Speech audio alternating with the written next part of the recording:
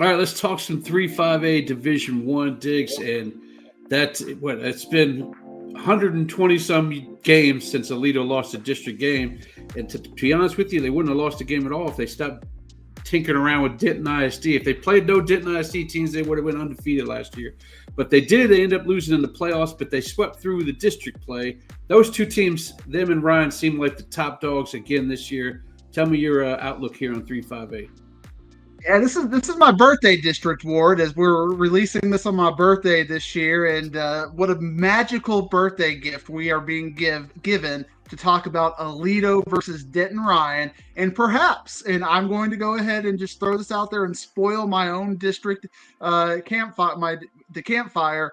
The end of the Aledo district streak will happen this year at the hands of Denton Ryan. And the reason why I'm so excited about Denton Ryan, I mean, obviously they beat him last year in the playoffs when it mattered. So that's something you can look at and go, okay, well, that happened. But you look at what they have coming back, and they are very excited. I'm very excited about this. I know that the crew over there internally are very excited about this. Last time Denton Ryan had a big run, we had a Hennigan at quarterback. And what do we got this year, Ward? We got a Hennigan at quarterback. We got Quinn Hennigan. No quarterback debates. The podcast is going to be very lonely this year because we're not going to be talking about Mussett versus Hennigan anymore. We did graduate Braden this year. It's all Quinn's show. And last year, and I think this is where what they were thinking about was they were thinking about this year. They're playing that 4D chess on us, Ward, because Quinn Hennigan got that experience. He had 2,700 yards last, had 32 touchdowns, and now he's got that experience. And he's got a running back who is very good in Trayvon Reynolds coming back, who had 11 touchdowns, 955 yards. He can receive out of the backfield. He can go split out to an H-back position. Trayvon Reynolds is a special running back. And so you got those two offensively. I think you're excited. But what I'm excited about is the defense, Ward. Denton Ryan's defense this year looks really, really good. Got Cookie War made on that defensive line. Their defensive line, I mean, just from the ends to the line, Errol West, Kayron Freeman Wade, they've got a really good defense coming back. I think Denton Ryan has got the pieces, and they're going to be the top team. The only thing I'm really worried about with Denton Ryan, and this is something that they've got the athletes, I think, that they could compensate for this, wide receiver position. It's a little bit shaky for me right now. Connolly Cunningham is coming back, but Denton Ryan, man, it sounds weird to have a podcast or a district breakdown where I'm hyping up Denton Ryan because we've been hard on him the last years, Ward. But this year, I think it all comes to fruition, and they are going to end the Aledo district streak.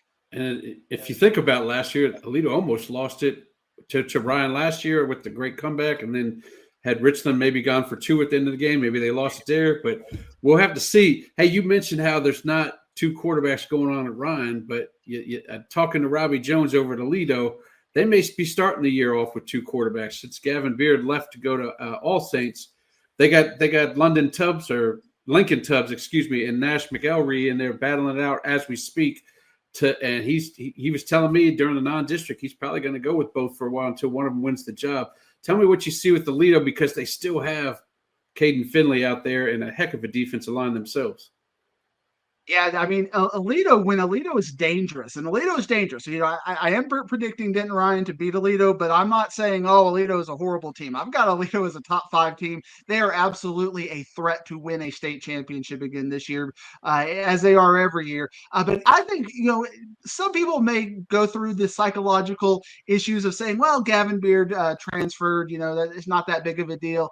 I think that's a big deal. I mean, you have the experience of a quarterback like him coming back and everything that he can do, his mind, his football IQ. There may be some technical issues with running and things like that where Aledo may have some better schemes without Gavin Beard at quarterback. But, if it's in the fourth quarter and you got to make a big throw, I think I would rather have Gavin Beard. And they got to figure this out. And that's a big reason why I think if Denton Ryan is going to beat Aledo, we may see a reverse of what happened last year. Remember last year, Aledo won district, Denton Ryan won the playoffs. As Aledo gets more experience, they may actually be better equipped to beat Denton Ryan in the playoffs, but not as equipped to beat them in the regular season. which is one of the reasons why I think that district streak may end. But one of the things I'm excited about with Aledo, other than Caden Finley coming back with 1,432 yards and 21 touchdowns, is they have a really good defense coming back. I mean, I just look at all of the really good players like Tymon Meeks and Carson Dempsey, Lamel Swanson, Decker Sanders, Chase Wilburn. When you are returning those quality of players on the defensive side of the ball, you got to be pretty stacked. I mean, I look at the rest of this district and I'm seeing a lot of 63-7 scores in our future. And maybe on the second team getting that 7 because Aledo's defense is right up there with Denton Ryan's defense. So I think Nash McElroy could be the name to watch. That would be my pick to win that quarterback battle, but you never know. But Caden Wingfield and Brady Powell coming back at running back, 888 yards with Caden Wingfield and 13 touchdowns. So that's some offensive production as well. But Aledo, Denton Ryan, I'm just going to go ahead and be your producer, Ward. Get a camera at that game. Get a camera. Just go ahead and write that in. I think that's going to be a game. Probably one of our better shooters too. I should probably get out there. Maybe throw a sponsor on that one. Whataburger game of the week. I don't know. We'll figure that out when the game comes on. We got Richland graduating a lot. We talked a lot about last year about how they all brought every single offensive yard back for another time. Well, that's not going to happen 2 years in a row, or they've been playing sophomores and freshmen 2 years ago. But tell me, how much are they going to drop off if they drop off? And then maybe let me know who's going to fight in there for the fourth spot. I think dropping off is a big problem for Richland. I mean, I look at what they got coming back, and I saw another Cates name on that quarterback roster. So it's going to be young, but I think we're going to see Brett Cates at quarterback. But Jay Sean Gibson, a very talented track guy who's also a running back, 500 yards last year, 6 touchdowns. Aaron Brooks, a super speedy wide receiver, 644 yards and 7 touchdowns. But man, the infrastructure, we always talk about the infrastructure. Denton Ryan and Aledo, we talked about defensive line. We talked about offensive line coming back. We talked about linebackers. Richland don't have anything coming back. So I think Richland is going to revert back to the pack. I'm going to keep them at number 3 in this district, but I think it's a way closer. They're playing very well with Denton Ryan and Aledo. I think they're going to have to be playing very well with Azle and Fossil Ridge and Birdville and those teams in Brewer this year because I think Richland has a really good chance to not make the playoffs. It's the big 2 and everybody else. Right now, for my 4th spot, I think I'm going to stick with Azle just because of everything they're coming back.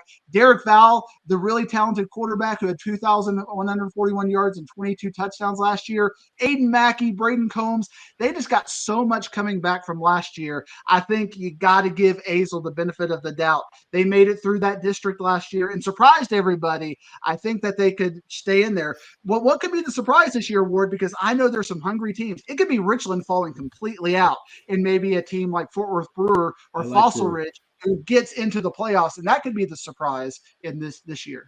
I like Brewer, especially with Cameron Coleman. I mean, he was a sophomore when he ran for 1,500 last year, and he's coming back again. Talk to me about that team, and you're saying, this is a year for teams to jump up. Everybody is so equally distributed. You look at the scores last year when they were all playing each other. These were a lot of one-score games. So a player coming in, a transfer, all kinds of things could happen to completely flip the bottom of this district. Lucas Davis is coming back at quarterback with Brewer, 1,440 yards, 16 touchdowns to accompany Cameron Coleman's 1,500 yards, all-district kind of a player. And they had Jordan Houston with 400 yards. So they got 2,000 yards rushing coming back at Brewer in this district last year because they didn't make the playoffs. That was all regular season statistics, and Jaden Kerrigan coming back. But Fossil Ridge, they got Malachi Lockhart, who had 1,400 yards last year and was a dual threat guy rushing for 450 yards and 6 touchdowns. They got Jaden Cohen and Peyton Cundiff at Fossil Ridge.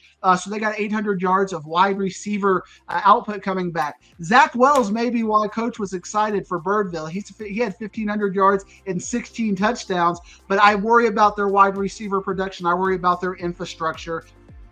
All right, buddy. Give me that 1 through 9. Let me hear what you got. Who's going to make those playoff spots? I got Denton Ryan number 1, Aledo number 2. I'm going to stay with Richland number 3. They've earned that right. Azle number 4, Fort Worth Brewer just on the outside looking in at number 5, Fossil Ridge number 6, Birdville 7, Denton number 8, and Granbury number 9.